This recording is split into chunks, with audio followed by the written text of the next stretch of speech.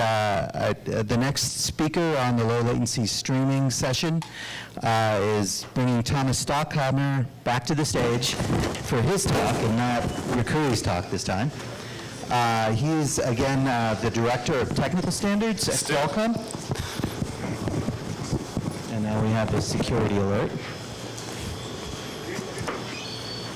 What did you do to our computer?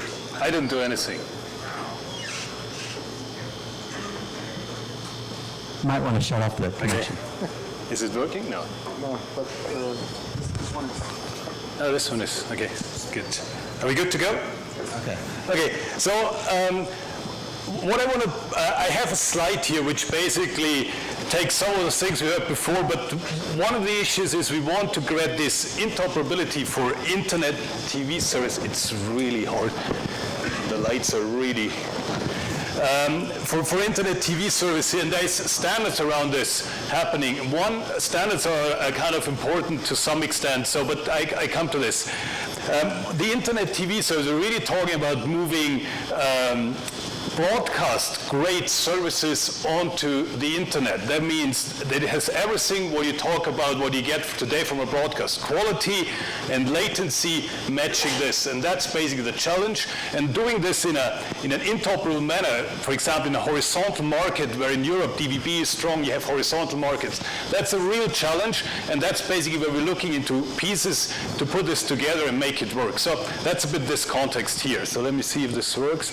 So I have an outline. I talk about why we do this from Qualcomm, what are the problems and challenges, and then I have some standardization efforts which all basically contribute to this effort. So the slides are quite many, and I'm going to skip a few, but you get the slides afterwards. I just left it in there. So just from a Qualcomm perspective, we want to basically make sure that new experiences are broadly available. So there's this notion of immersion, which has a lot of aspects. It has the visual quality, the sound quality, and the intuitive interaction. So basically interactive services, whatever interaction means, from all the way to have VR type of services to interacting, what you saw in the Twitch case, but the interaction is really important. So that should be moved out to the consumers in a broad scale. And what we have for this, we have a great platform which has a lot of capability. It's crazy what capabilities you find like on a Snapdragon 845, and we're releasing a new one every year with capabilities which are probably exceeding what you get on TV sets. We want to make sure that you can access the capabilities for your services, and at the same time that they are accessible in a broad scale. And the best way to do this is using the open internet, because that's what everybody has access, and that's how you want to distribute. So that's kind of the perspective just here. The objective really from what we want to move in the TV context, we want to make sure that these broadcast linear TV services are enabled on the internet. That's what I spoke about. But you need to look into other aspects. So there's more personalization, interactivity, immersiveness. The monetization, how do you do this? There is ad insertion models, there is subscription-based models. Making the services accessible on many different devices and platforms. That's one of the major challenges. So you want to be on an iPhone, an Android, on a TV set, on all type of devices. So that's really complex. And then basically making sure that there is an end-to-end workflow in place. You can do this in a vertical environment, but if you want to go and reach as many service providers and devices, standards are really helpful. So the idea is to have interoperability programs, and what we really look in Qualcomm is to have global standards. That helps a lot. So I don't want to do that. DVB in Europe does a vertical service, whereas in the US it's completely different. So I have to adapt then our chips on this. So the global aspect is really something we learned is very helpful to drive the economy. And then this needs to be all supported not only by paper specifications. So we have learned that we need to give testing conformance tools out to the industry to make this work. So now, one of the efforts is -AF, and I skip this. I just want to say, -AF, we have a very healthy membership. We have programs to basically support the development. We just had a meeting 2 days ago where we say our new IUP guidelines is going to be restructured, simplified. We go with an online publishing, so it's worth some work. So we continuously improving this, and we have a lot of tools around this to make this happen and work. This is our program, what we're working on, and one of the topics there, or two topics which really focus on this, is the lower latency, and that's together with DVB, and I come to this in a bit more. There's the CMFM dash, which also plays into this, and then there's also the topic of ad insertion improvements, just to make sure that these workflows actually work. There's other pieces which are to some extent related to this, but these are the key, the key work items to make this happen. So, as I said, we have the tools and processes, and I keep here the slides. I just want to refer, you can look it up, you find all the details on our webpage. We have a huge test asset library, we have validation, we have the reference client, which is basically developed or supported by DashAF in the development of Dash.js. I come back to this a bit later as well. All of these are great tools in order to help you to get interoperability in place. We also have decided a couple of processes to address this complexity and so on and so on. So looking into, for example, doing a lot of open source support, doing test content which has common creatives to avoid any issues. We have databases and so on. So that's what you find here. I leave this for your offline consumption. The slides will be available. So the first thing is about low latency Dash, and that's a common effort between the Dash-AF and DVB. And DVB is basically working on this in order to get a service being moved and using the internet as a distribution mean as you would use terrestrial satellite. So get the same user perception you would have from a terrestrial satellite cable distribution by using an over-the-top internet. So that's why we're working with DVB, and they have a very clear understanding what the requirements are. I come back to this.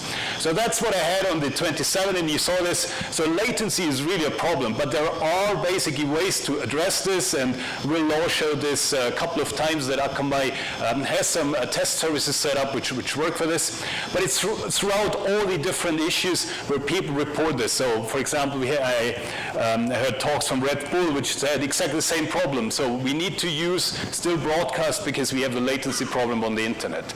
Very personal. So that was the latest one which we saw from the World Cup. In Germany. And what was interesting is there was one over-the-top provider which actually showed that it can make it work. So actually it works, but they also reported that the scalability of the service is really tricky. And I was watching at the MPIC meeting the World Cup final in Ljubljana. So you see people cheering, but at the same time what was happening, they seemed to have used an internet streaming for this large screen. So first of all, the quality was horrible, and secondly, there was a huge crowd there, but you could hear 30 seconds before that a lot of grumbling was happening, and you knew something will happen. So you knew that a goal was happening. So we're standing like with 1,000 people, you see a corner being kicked, and you know the corner results in a goal. Or you see a corner and nothing's happening, you know nothing will happen. It's a horrible experience. So there is problems there. So I think the latency is really a key issue to be solved for making internet being a valuable distribution mean for linear TV services. Okay, so we talk about, and there's two aspects basically, so there are a couple of aspects you need to look if you talk about low latency. So one is about the end-to-end latency. I think that's what the Twitch guys look predominantly. If you do TV distribution for linear, there is a lot of delay happening in the production, but then there's a race starting between the distribution means. So we're much more looking at the encoding distribution latency. We're not caring about what's happening before. And then you have a second issue which you need to take into account, which is a perceptual issue for TV, is the latency for joining, so the channel change times or the startup latency. So that also needs to be taken into account. And then you have the other issues which you also heard before. So then you need to sacrifice compression efficiency, network efficiency, scalability. You also need to check whether you can still use HTTP. So these are all questions which then is, in a scale, commercial decisions. But basically, you're operating in this triangle. So I like your slides about this. So that's reacting. But we're mostly looking at the latency from the encoding, not on the uplink. Okay, so what's happening? So the work in -F and DVB. So DVB is very focused on saying we have this very concrete use case, so they developed commercial requirements. I was leading the group, but most of the input came from the broadcasters. BBC was very instrumental, and we came to the key. There's a couple of requirements there. It's interesting to read this, but the key ones are to saying we want to have an encoder to screen latency of 3.5 seconds, so that's the goal, and we want to have a startup delay of at most 1 second or less. That's what you get from TV broadcast today, so that's what we need to match. And basically what we're saying is we want to get this done by Q4 2018. There's also something that there's services where you want to synchronize the internet with broadcast, so then you have also issues around the tolerances against the wall clock, so that's like a secondary requirement. And what we did so they started the technical work, and we collaborate in -F with the DVB people because they have this very concrete use case. It doesn't mean that there is not other use cases we're looking at -F, but it's one very clear use case. In -F, we started to draft the guidelines, and one of the aspects which was also considered is the ability that you can basically distribute, and the same distribution can be consumed by a client which is low latency capable, but at the same time you want to serve legacy clients. They might have a longer latency, but they still are served with the same content, so that just improves the scalability. And I believe there's something on the horizon which is this chunking that can make this work, but we need to look now into the details. Okay, so this is a slide which just I put together. That's basically the status where we are. So what are we basically using to make this work? But there are also some issues on the way. Let me go through this one by one. So the obvious choice, what we said is now, so there was a discussion, should we go for shorter segments? So where is the boundary for the shorter segments? And we know with 1 second, maybe we can push it down, but then you sacrifice other things. So your network operation gets more tricky. You have many small files, and the coding efficiency also decreases as soon as you go down with the gop length. So we said that's an approach if you really want to do something in a range of like 7-8 seconds, maybe to do 1 second segments, but it's not the one which we would want to recommend. So it's basically going along with using HTTP chunk transfer for partially available files. And so the first question is it supported on the CDNs? Yes, it is, but you need to have a specific configuration. So you need to make sure it's not automatic. You need to configure the CDN accordingly that you get HTTP chunk transfer end-to-end. Then we have the multiple movie fragments per segment. So that's basically quite often I refer to CMF chunking. It's not that you could have not done it before. So even before CMF was published, you could have multiple fragments in a segment and could have done the same issue. It's supported in MSC, but what we figured out in DVB, DVB created a test suite, they created test streams, and they put one movie fragment into a segment. Okay, so nobody told them do this other case. So now they did checks, and a significant amount of portion of the clients just fail if you give them multiple fragments. So the whole issue about backward compatibility service is kind of not necessarily working easily. So we need to check this, but that are problems you face if you want to go into scale. So also, what is the chunk size? So there is like, should we do like 1 frame per second? Is there issues if you 1 frame per chunk? Or, we basically said maybe a good target is 320 milliseconds. That kind of aligns audio and video, but we need to do some experiments both on what is good for the latency and what is good for what is supported and doesn't create problems in scale. We also figured out if you do chunking for sparse tracks like subtitles. So how do you do the chunking for subtitles? It's not obvious because you produce like a subtitle maybe every 2 seconds, and then there is no regular distance. So you need to look how you get this. So there's some clarifications in the file format on this. We have the signaling in the MPD available. It just needs a bit of a clarification. It basically allows you to announce that you can request the segments earlier than they are completely available. So that's basically pointing to the chunk transfer. Then there is for the signaling. So what is good is basically that in Dash you can use the templating, so you don't face the problem you were recognizing that you need to synchronize the manifest update with the segment publication, because the manifest is basically untouched. So you don't do anything. You just use a consistent duration number. If you keep those fixed, then you automatically just continue. And the timing is done, this timing synchronization is not done by the manifest updates, because the timing is done in the independent of the manifest. You run an independent synchronization. So that's something which is there in Dash from day one. I think that was a right choice to avoid that the manifest determines. However, if you want to use the segment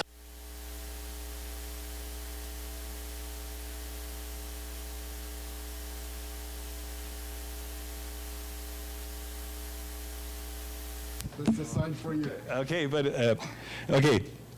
So then, if you use the segment timeline, you observe a bug as well. So because you need to know the duration when you publish the segment timeline. So you don't know the duration necessarily because it might be that you have a shorter one, so things break apart. So we need to look into this. If you use the segment timeline option, we need to fix something in the core spec. Then there's another topic which is very interesting. It's basically saying, how do I dimension the size of the segments, the chunking, and the and that impacts not only the latency, it also impacts the channel change or the random access times. So obviously, you need to also work with shorter segments to have frequent random access points. But now you need to basically request, and at the time when you know there was a segment published like 3 seconds ago, do I request the old one? But if I request the old one, I basically automatically back by 3 seconds. I could also basically wait until the new one is published. So you have all this dilemma in the client, you need to make the decision which one to get. One way to compensate a bit and play with this is that you use an accelerated playout in the receiver. You basically pick an older one, so you have a larger latency in the beginning, and then you accelerate the playout. So we need to check how well this is supported. I think that's a nice idea to basically compensate for these two things. And then we also discussion on HTTP. Can we do anything here? Because that was also mentioned. If you issue requests and the segment is not available, you might get 404s. But the server might know, I'm going to get it soon. So you want to respond like in a queued manner. But that's something which is not commonly supported. So can we do anything in this? So these are the technology discussions. And we need to frame this now and put it down into our guidelines. I have 6 more minutes. That's OK. So on the low latency streaming, basically that's just explaining how this is done. We assume that you have CMF content coming from somewhere, so that's an encoder spitting this out. You have a header, you have a non-initial chunks, which basically, and you have initial chunks, which allows you to basically randomly access and switch. And then the dash packager basically moves out these chunks individually. So it puts basically these individual chunks into HTTP chunks, but the whole set of initial chunks and non-initial chunks form the segment. So basically the segment are cached. It's not that you cache the chunks, you cache the segments. And then a regular client could work on the regular segments. It might get a 10 seconds delay, and the low latency can basically operate on the chunks request earlier. It might get, for example, a 3 seconds delay. So that's basically the idea that you can serve both clients at the same time. There's an issue now, and I don't know, you guys don't have this problem, it seems to be, but you need to be careful in the operation, because what can happen is if you do streaming, you get triggers from somewhere and tells something changes. So there's a change, for example, a program change, an operational change. What it means, you need to do a manifest update and your setup changes. So if you get this just on time, you have no way to communicate this to the client. So what we need to have that these triggers come up front so that you can prepare that the client gets a refresh of the manifest, because we're running without manifest updates as long as we don't have to. So that is something where there's also a bit of interoperability or consistency needed, that if you have these events that come in the stream which require changes, that they are sent ahead of time, that you can prepare manifest updates. Add then, for example, a manifest update signal into the segment and do it. So all of this needs to be carefully checked that it works, that the dash packager, even in cases where you don't just run one stream, but you have program changes, can operate in a low latency mode as well. Okay, so what we have done now is we have set up our DashF a live test system, and that's currently without ad insertion. It's basically focusing just on a single period streaming, basically. So we have our offline storage, and we can basically use the offline content and modify it such that it emulates a chunked delivery. So that's all in place. Our live simulator does it. That runs on the open source. You can access this, you can test it today, and you can even get it in Dash.js because Dash.js implements this. We're also planning, and that is under development right now, to have a live encoding system, also on open source tools, which basically allows you to change the parameters on the fly, and then you would really get an end-to-end. So that's under development, and it's basically running. We're running currently 6 segments, 2-second GOPs, 1 frame per chunk. We have very limited bit rate, so it's 2M720p. We know that there is still some issues, and so on and so on. So it's something which is under development, but you will have a test system available to check this. My timing is also gone. It's good. Oh, it's working again? Okay.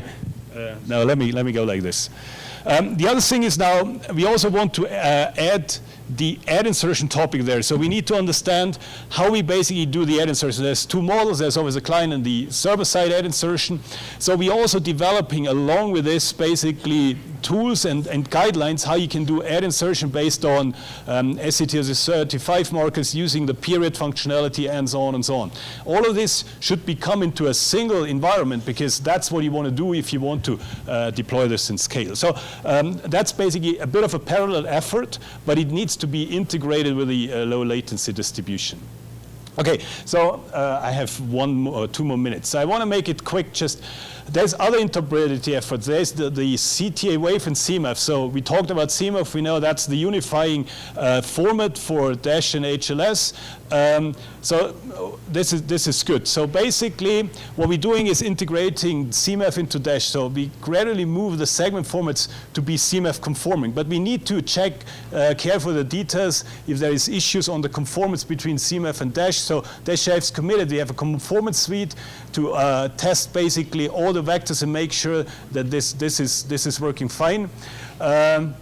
And we really work with the industry from Dash.js, so we have programs, exchanges, we share code with other industry partners to just align this technology. And that goes back to like a CTA wave for CMAF in MPEG, but also to our customers like Dash, DVB or ATSC, which use Dash as the distribution formats. And we know also that CMAF lacks certain functionalities which we have in Dash. They need to be integrated, like multi-stream, period concept, splicing, events needs to consistently be done. So we need to basically work further to make this happen, but it's basically all kicked off. Then there's the wave effort. And I just want to point to an effort I am trying to drive a bit, but I'm not always successful. It's the issue of the device playback. It's basically using MSC for playback. And what we need to have is not only that the APIs are functionally in place, they need to have media capabilities. So what we're trying to develop basically is the ability that you can use an MSC-based playback and a platform where the underlying hardware basically really works to do media streaming that has a TV quality. And despite this is maybe functionally correct, the details of really making it work is complex. We need to make sure that these underlying platforms really perform as you expect. Okay, so that's a bit of this here. I skipped this. This is what we publish here. Great effort. The last one, and I make it very quick. So DVB has basically taken on the ability to create DVBI. And DVBI is basically the idea to create DVB services to be discovered and consumed with devices having a basic internet connectivity. And the user proposition should be as you would see a broadcast service. So what you get today in DVB broadcast. So I'm in Europe. I work a lot. I was chairing the development of commercial requirements. It's basically very clear that this is an effort that the internet-based distribution is great. However, if you have your closed ecosystem or your vertical ecosystem, you can work in the integration. If you're a public media service broadcaster, and there is hundreds in Europe, you need to have a platform where you have to some extent a standard, and you can rely on horizontally distributed devices that you can basically stream there. So you can read a bit the problem statement. I think it's interesting. What we're doing this, so DVBI comes basically now with the low latency Dash, the codecs you have there, and the ability that you have a full service discovery where you can discover channels on the internet, and these channels can be very conservative linear TV channels, but they can also get more personalized. So there's a couple of requirements which are documented. The basic idea is that you can integrate these DVB services into very different ecosystems, mobile, TVs, and so on and so on. Okay. So these are the requirements. You can read those. So some of those are saying replicate exactly what you get on broadcast, but there are other aspects as well that you can do more personalization and so on and so on. Okay, 3GP is also working on this, just saying 3GP is basically providing a distribution layer for mobile on these topics, and we want to make sure that like services developed in DASH-AF, in DVB, can integrate and be distributed over the platform. It's not that 3GP intends to define a new services. So there's a couple of efforts here. That's also just summarizing this. My last slide in summary. So what we want is we want to move TV service, and the quality you get it today on broadcast to the internet. I think this is a major opportunity, but we need consistency that it gets sufficient reach and quality. I think standards remain relevant exactly for this because there's so many devices out there and you have horizontal markets, so we need standards. And all of these need to be well tested, so we need to really understand how we provide interoperability for these issues to avoid that there is flaws and quality problems. And I invite everyone, there's different organizations working on this, to join these efforts. I think it's worth it. Thank you.